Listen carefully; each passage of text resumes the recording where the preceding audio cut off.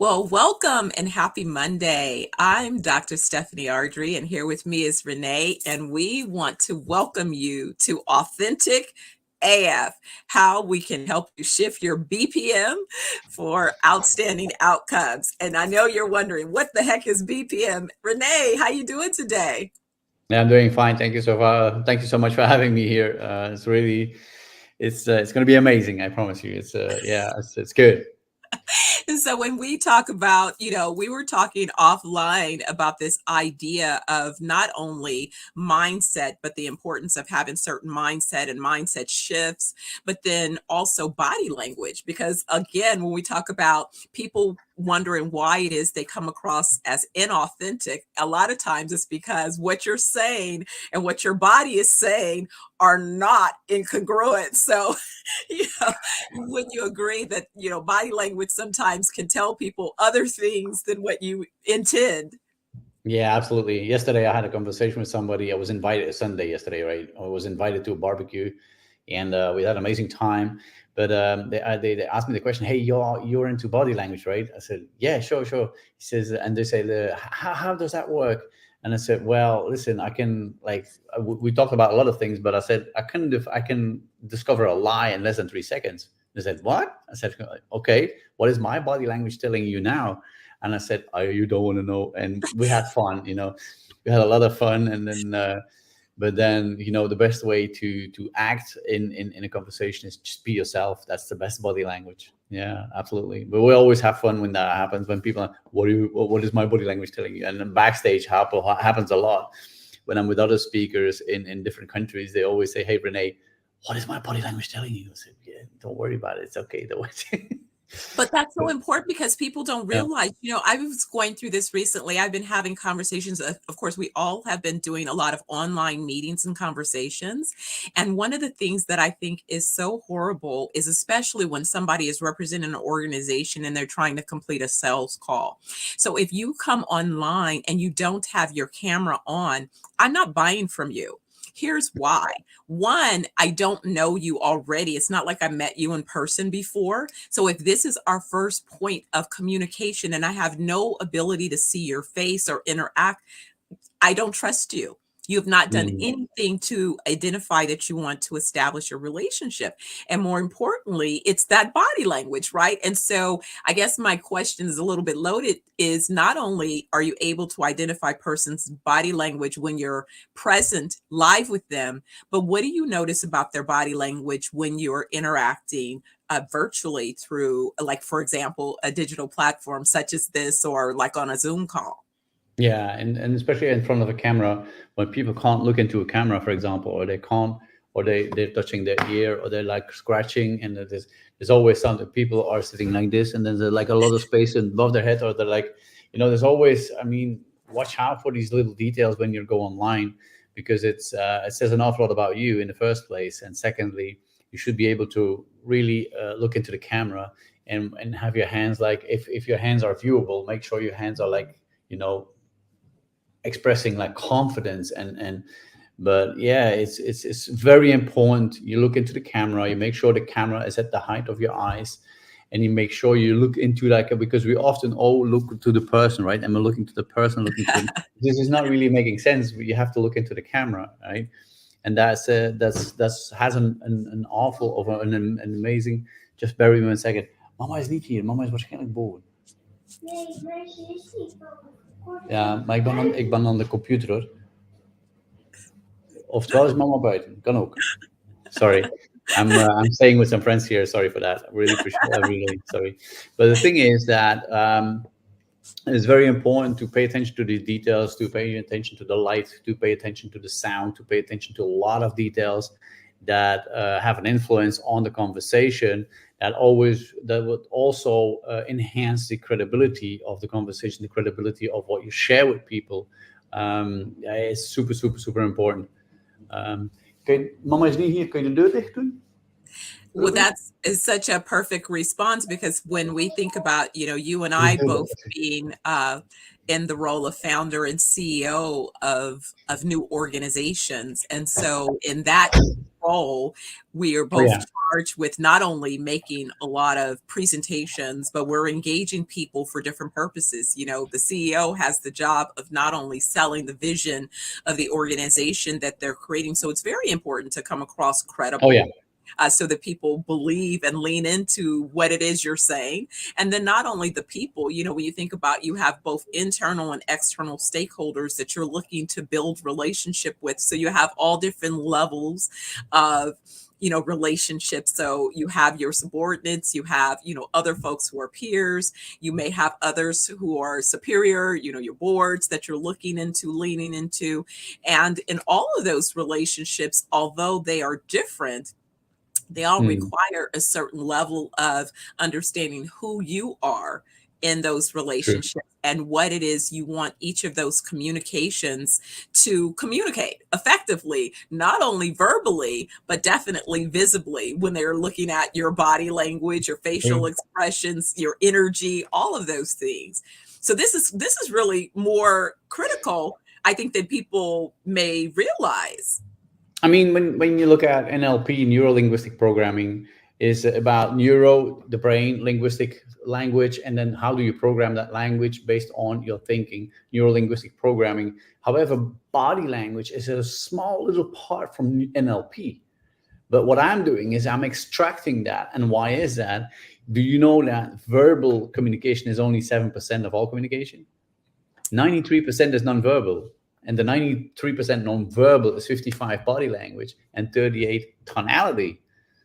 Because when I ask you the question, how many times do you pay attention to your tonality when you speak to somebody? 99% of people say, oh, I don't do that. Of course you don't, because you do it on a subconscious level. And how many of you do pay attention to your body language when you interact with somebody? I said, oh, but don't pay attention to that. Of course you don't, because you're not thinking about it. It's on a subconscious level.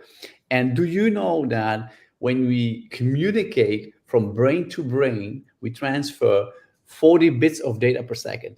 Wow. 40. Wow. But when subconsciously, when we communicate, so the nonverbal, which is the body language and tonality, is not 40 bits of data per second, it's 40 million bits of data per second. And this is science. This is not me like I found out yesterday. No, this is pure science. So then I ask people, like, if 93% of communication is nonverbal and 80% of society doesn't even know about it, what would happen if you would learn these secrets and apply them? What results would you have in the future? And that is so important to understand, that people say body language, come on, man, that's for hippies. No, pay attention. Sometimes I get that answer. And I said, no, you would be surprised. They now hired me in the Middle East in a company that is doing deals in oil and gas and petrol. And they hired me to come in and learn them to use proper body language and negotiation techniques, and body language is part of that. If they do that, I think there must be a reason for that, right? But what we do is, in general terms, in sales and leadership, we gave them the basics. And when they say, hey, listen, we want to know more because this is too interesting, I said, of course it is. Do you see my head? It's too interesting, or too interesting, right? These are all signs I watch out for. I pay attention to it because, yeah, it's my job.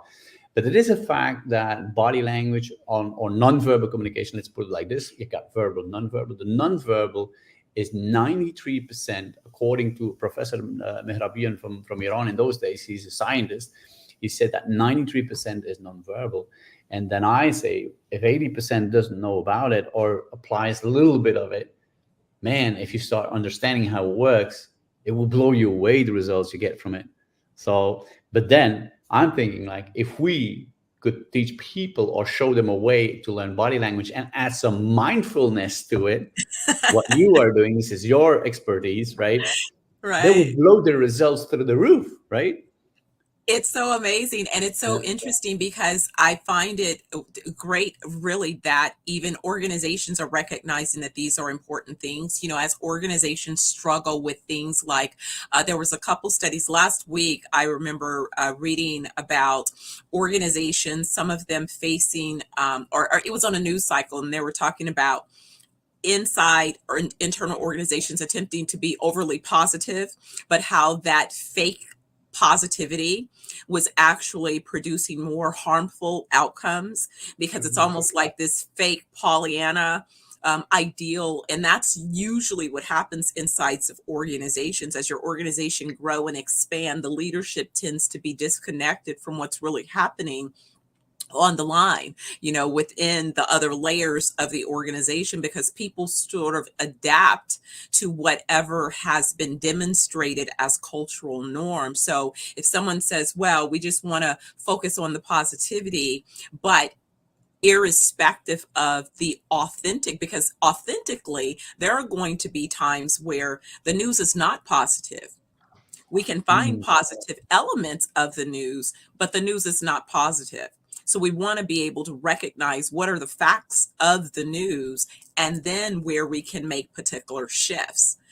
And I Yeah. think that that's what people feel. They feel as sort of an incongruence when you're presenting something and in their gut they know that that's not factual, it's inauthentic, and they don't want to lean into those things. But it actually creates little trauma, Yeah. and True. this is manifesting in mental health issues, and it's showing up as stressors and also as burnout. And so as those things happen first mentally, then they begin to manifest physically. And so you see then the need and dependence on, prescription. And so there begins this kind of cycle that continues to evolve, because when you think about it, at the very core, the root cause was never properly addressed, and so we just keep Mm. kind of reacting to each new symptom that emerges rather than getting to the root cause. And I think that that's why this whole conversation, the goal was to really tie into how can we be authentic, how can we Yeah. demonstrate and present ourselves from an authentic standpoint, irrespective of the circumstances around us. Well, one of the things I would add, I mean, is a little tip I'm going to give away here, is that find out who you are in the first place. Mm, Because it is so important to ask a couple of questions to yourself to find out who you are. And then you can ask the same questions to somebody else to find out who they are. And then if you say, listen, they are more reserved, like more um, solo player, more like, what I mean is, it's like they are very like quiet. They're very, but I am like more an eccentric. I mean, like extrovert. I mean, and they are introvert. And but when you find out who you are, and you find out who somebody else is, you step out of your life, or not all your life, but out of your character, so to say, or way of living, and you start living their language. You start speaking their language. And when you start speaking introvert language to an introvert, they will say when you leave, wow, this is the first person who understands me. And the only thing you did was stepping out of your character or your lifestyle or your way of speaking. You speak their language, right? And you will level with those people in a very natural way, in an authentic way, because you can fake as much as you want. Sooner or later, it doesn't work. But if you are very like honest, and you're leveling, and you ask honest questions and straightforward questions, because that's another mistake a lot of people make. They do the talking, talking, talking, talking, talking. The way of communicating is the best speakers are the best listeners. Did you know that? yes. But how can you listen is by asking questions. And which questions? Open questions. So if you know you're an extrovert, you're speaking to an introvert, stop being an extrovert, start asking introvert questions, and then the people they will open up. But that is the first thing. It's like, these fighter jets, like Tom Cruise in Top Gun, when they are Yes. chasing each other, and there is that like computer system looking for that heat signal in front of them. Once Mhm. they are locked in and they shoot, they can't miss anymore because they Right. are leveled. So you're like, and they fire, and You know, it's the same with our brain. If you can level with somebody, you can do lots of things. You can accomplish so much more. But you have to do it in terms of our title as authentic as F, right? Otherwise, I mean, let's keep it polite here. But that is the whole thing, to do it as authentic as possible. And in the end, you're going to gain so much more, for sure. So much more.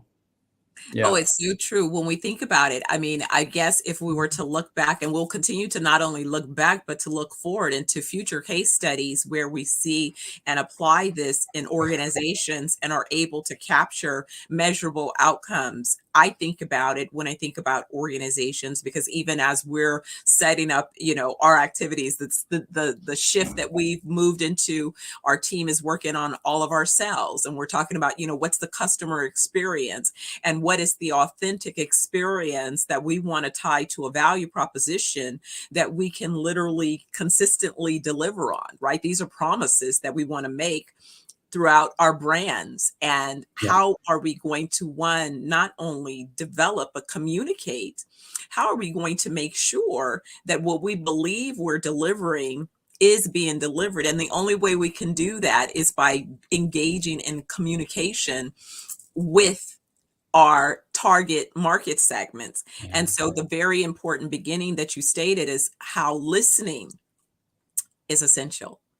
And so often listening is a skill that oftentimes people have not truly mastered. True. They're more waiting to respond as opposed to really being present to listen to what's being stated. Would you find that you've experienced a little bit of the, distinctions between that, and how does that then also impact body language? Well, it's a fact, when you ask questions, you give people significance in the first place because they're going to do the talking, right? If you ask a question, say, how come you're here today? Is there a specific reason? I would love to know. Could you share that with me? And they go like, oh, well, we're here because, and then while they are speaking, in fact, when you think about it, you give that person significance. They feel like important. That's the first thing. The second thing is that you can find out if the body language is congruent with what they say. You can look at their eyes, where their eyes go in when they're saying something, if they're saying something emotional or rational. When they say something emotional, something they should remember, they should look in a different. I'm not going to share it here right now, otherwise people are not going to come to those training workshops. You can Sorry share for that. tips. They won't get it in an instant. These are secrets. But the thing is, where the way they are looking while they're saying something, when you say something rational or emotional, sometimes people have a tendency to look in a certain direction. But if the direction is not correct, my next question will be based on that very moment that I saw the eyes went the wrong way. When I get another red flag and another red flag and another red flag, that means that I will be able to find out if they're lying, yes or no, just by asking questions. And while people are speaking, you can prepare your next question. You got time to think about your next question. And most of the time it's based on the answer they give. I was in those days with Tony Robbins. He would ask somebody, why are you here? And the person would say, oh, because 1, 2, 3, X, Y, Z. And he would say, that's interesting. Why are you here? And the person would say, what? I just told you because the whole story. I said, that's interesting. Tell me more about this. Why this? Why that? Why that? The only thing he did was why? At the end, he says, back in the US, they call me the why guy. But these are systems, to find out not only information, but also to see if body language is really congruent with what people say. And sometimes people are not at ease, and they sometimes don't look in your eyes. They are afraid to look into your eyes. But that's maybe of a lack of confidence. Maybe something happened in the past we don't know about, because it's not always in the moment. We got people who got harassed, or people who got went through all kinds of things in life when they're in their youth, for example, and then they are 40, 45, and they are in a conversation. They can't look into your eye. It's not based on the moment, maybe based from the past, from a very far past. But yeah, it's The reason I hammer on this to ask so many questions during conversation is for all kinds of reasons. And yeah, I can only say um, body language is such a huge thing in communication. I was in Thailand in was it March, end of March, yeah, and I had I think 40 people in the room, and they said, yeah, but these people are very reserved, they're like, I'm like, I said, give me 5 minutes. So I used my body language to get them out of their chairs and dance on the music, which was not about to happen according to certain people who know the culture very well and those type of people. But hey, and there were a very amazing audience of these participants were amazing. I love it. I still, when I think about it right now, and I go, wow, we had an amazing time in Thailand. But thing is, it's asking questions, and asking questions according to the character you found out who that person is. If I would ask you 3 4 questions, I would find out that you are an introvert or an extrovert, a solo player, a team player, you are more reserved or not, you are this, you're that. And then I would change my questions and adapt to your character and level with you. And there's like 5 6 ways of leveling with people. And when you would apply all 5 6 7 of them, your conversations and results from those conversations will go through the roof. I guarantee you that. Mhm. It's So so interesting, and I believe you, and, when I think about not only, what you're saying, it's also why in my philosophy, when we talk about mindset, I do a lot of, assessments around understanding not only individuals, but their leadership style and how they interact in teams. And so some of the tools that I've been exposed to over the journey of kind of being able to unpack leadership style include like 360. We're able to have a 360 assessment. I love that tool because it allows a person to look at both who they report to as well as who reports to them and then their peers. So it really gives feedback, a feedback loop of how it is you're showing up in all of these different relationships. DISC is another tool that allows you to understand a little bit in terms of your preferences. I love Myers Briggs. I love Strength Finders. Again, these tools begin to reveal something that you said. In order to be authentic, first, who am I? Where do I begin to learn who I am without just being in my head about who I think I am? Because who I think I am versus how I'm landing in these other relationships may not be the truth.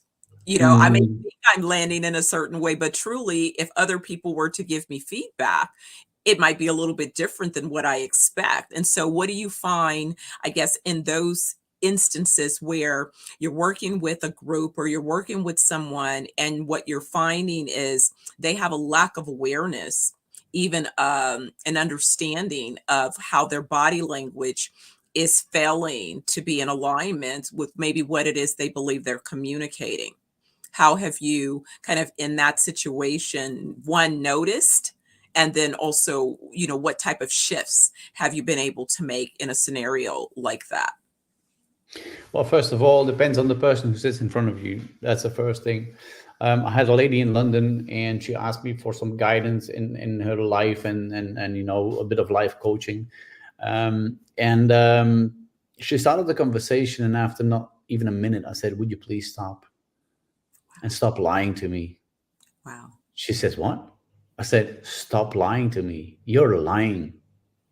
She says, "No, Wow. I'm not." I said, "Yes, you are." She says, "How do you know?" I said, "Listen, first of all, who's the coach in here? Secondly, I watch micro expressions. I read body language." And the lady started crying. I said, "Why are you crying?" She says, "Well, yeah, you're right for a bit. I've been lying." I said, "Why would you lie? It's a waste of your time, my time, and especially your money. Don't do that. Let's rewind and start all over again." And she came up with a completely different story. And I could read from the signs she was straightforward. She said the things as they were. That's one thing. However, if you are with a superior and you read the signs and the signs are not congruent with the words, you have to watch out with that. because in the end, they're your superior.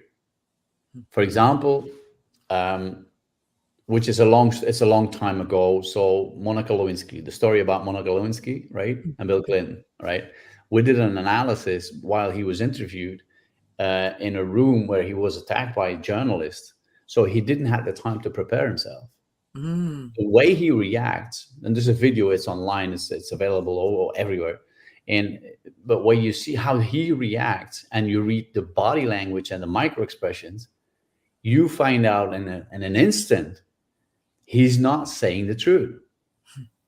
Wow. Whereas afterwards, for national television, he came up with a story that was pre-chewed by somebody to give the impression he didn't do anything wrong. And this is psychology. But the body language during that attack with this journalist and then the pre-chewed interview, he didn't even move during that when he was doing that declaration in front of the camera. He didn't move at all. Why is that, you think? And there's nothing against Bill Clinton. I mean, he's a good guy. I mean, I love him and blah, blah, blah, blah. But the thing is, it's pre-chewed. He's prepared for that. And most leaders on the planet have 3, 4 coaches every day from the morning when they woke up until the night they go to bed. And they get so much guidance. Don't do this, don't do that. This is a protocol. That's normal, right? But that is to come back to what we were talking about, is that in the first case, I could really say things as they were to that lady. But when you have a superior, you have to watch out, right? You have to watch out your words, what you say, how you say, what your questions are, etc., because you don't want them to have them against you. But what you could do is prepare a question and say, listen, do you know why I'm asking that question? Because I had a feeling in my stomach, the gut feeling. And then you can like bring it in such a way they don't feel attacked, they don't feel pulled down, and they go like, oh wow, that's interesting. I would love to know more about this. You know what I It's mean? true. Absolutely. Absolutely. It's so true. It's amazing. Rene, I think we're going to have a blast having these conversations. This is just the first, this is the opening. We're kind of laying the foundation of some of the things that we can talk about. This is going to be, I think, breakthrough opportunities for those out there not realizing the importance of body language, but also the value of particular mindset shifts. We see it, we hear it, but it's also timely. A lot of times organizations around Q4, which we're in Q4 of 24, as organizations began to set their forecast for Yeah. 2025 into 2026, depending upon what type of fiscal period they're operating under. But around this time, there's typically a lot of planning. Oftentimes, organizations are going to have some type of pause for holiday and reflection, and within that planning. But most organizations that expect to survive are looking at what are the things that we can identify and improve upon for our next fiscal period of growth. I can Because only usually you're say, planning to yeah, grow, right? You're not planning to fail. You're planning to yeah. grow. I can only say, if you really want to take your organization, your leadership, your sales, whatever you want to call it, if you want to take it to the next level, you have to learn certain techniques to get to that next level. And body language and mindfulness is definitely a part of it, because your mindset is everything. It's where everything starts, right? In your mind. So mindfulness, if you analyze the word, you know, it says enough, right? But add some body language to it, you'll definitely will go to the next level in leadership and HR, human resources, in sales, and it doesn't matter what you call it. But if you really want to go to that next level, you have to learn certain techniques and certain ways of thinking and applying, because learning something is good, but applied knowledge is priceless, isn't it? It absolutely is. And so we really believe that through this authentic AF conversation that we can help you get through to your authentic self and be able to not only deliver that effectively through your communications, but have your body language reflect and support your statements so that you Yeah. are actually landing the way that you hope that you're landing. What else do you think we can leave our guests with this particular time as we're introducing them to a reason to come back next time and join us again? What I would like to share before leaving is you and I, we both traveled the planet, right? We went through many countries to we saw many cultures, many religions, many, different people, different lifestyles. And I think what I would leave people with is that it doesn't matter who you are, where you're from, what you do. Join us next time. I am pretty sure you're going to learn something and take something away from what Stephanie is sharing or that I'm sharing. That's what I would like to leave with people. Like, hey, just join us. And if it's not your cup of tea, that's okay too. But I think it's going to be your cup of tea. Absolutely. In fact, you can join us with a cup of tea. How about that? Exactly. Exactly. Absolutely. Well, you want to tell people where they can find out more about our joint training opportunities and kind of plug in to us going forward. I think I'll share the link to the website, and maybe you can also just give them a Yeah. little bit about, what we're doing. Is Business Presence Mastery, but do you have the link? Yes, I just posted it in the comments section. So for anyone that would like to get more information about Rene and I and how we're collaborating to help you and your organization unlock your authentic selves by basically delivering 100% on both that body language and that mindset to produce outcomes, we're your team. We're ready for you. Absolutely. Absolutely. Well, thank you guys again for tuning in today. We hope to see you again next week. Join us for the next episode of Authentic AF, AF. making those BPM shifts to produce outstanding outcomes. Take care, guys. We'll see you next week. Ciao. Bye bye. Bye.